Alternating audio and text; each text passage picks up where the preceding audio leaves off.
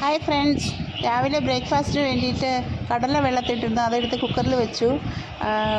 കടല കുറച്ച് പാകമായി, കുഴപ്പമില്ല.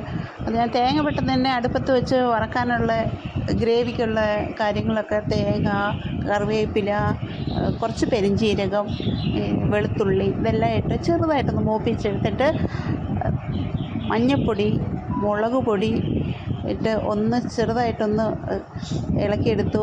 മല്ലിപ്പൊടി ഇട്ടു. ഇതെല്ലാം കൂടെ നന്നായിട്ട് യോജിപ്പിച്ച് പാകത്തിന് വറുത്തെടുത്ത് ഞാൻ മിക്സിയിലേക്ക് അരയ്ക്കാൻ വേണ്ടിയിട്ടുള്ള കാര്യങ്ങൾ മിക്സി എടുത്ത് അതിനകത്തേക്ക് നമ്മുടെ ഈ അരപ്പെല്ലാം കൂടെ അരച്ച് കടലയിലേക്ക് ഒഴിച്ചു.